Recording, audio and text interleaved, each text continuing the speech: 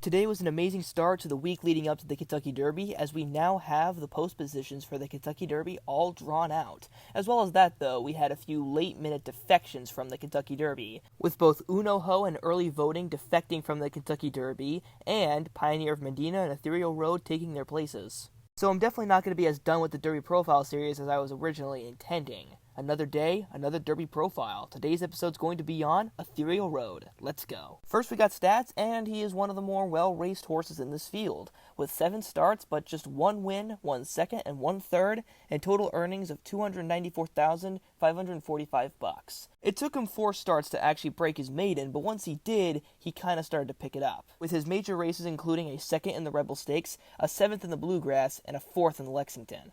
For his running style, it really depends on whether you're talking about his maiden attempts or his Kentucky Derby attempts. Because in his maiden victory, he played the role of a deep closer, completely missing the break and being 16 lengths behind the leaders, and then still having 4 lengths to spare at the finish line. But then when he was put in Kentucky Derby races, he was closer to the pace, having one move that he would use to various success. In the Rebel Stakes, he used the move slightly too early and had Uno Ho get him at the line, and then in his other races, he just wasn't really close to winning.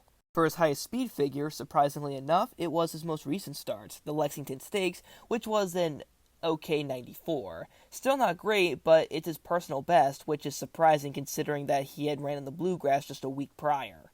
And with all that covered, we can now talk about the strengths and weaknesses of Ethereal Road. But while the weaknesses are very apparent, Ethereal Road isn't completely useless. For one, his fastest speed figure was in his last start, so he's only improving. More importantly, his maiden victory proves that he definitely has some late closing speed. I mean, in that maiden race, even though he was 16 lengths behind in the first quarter, by the finish line, he still was 4 lengths ahead of his nearest opponent. That means that he covered a combined total of 20 lengths over the course of that one race. So you could possibly see a mind that bird-like trip from him in the Kentucky Derby if he pulls something off like that again. And last but certainly not least, charismatic. Charismatic ran in the Santa Anita Derby on April 3rd, and then just 2 weeks later, he won the Lexington Stakes en route to upsetting the Kentucky Derby. So the strategy of running a long shot twice in the month of April before running him in the Kentucky Derby has worked before for Dean Wayne Lukas, technically.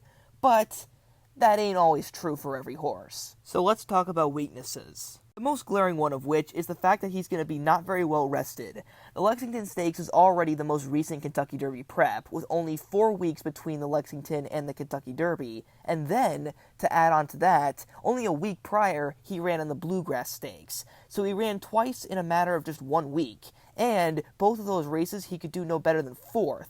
That is absolutely horrible statistically. And another more minor concern is the fact that both of his best races came at Oaklawn Park, and he hasn't really replicated his maiden victory or his 2nd in the Rebel Stakes outside of Oaklawn, so there is a possibility that he's just a track specialist. And since post positions were today, we can also talk about the fact that he's coming from post position number 20, which has only harbored 1 Kentucky Derby winner, Big Brown, so he hasn't really drawn great either, to add insult to injury.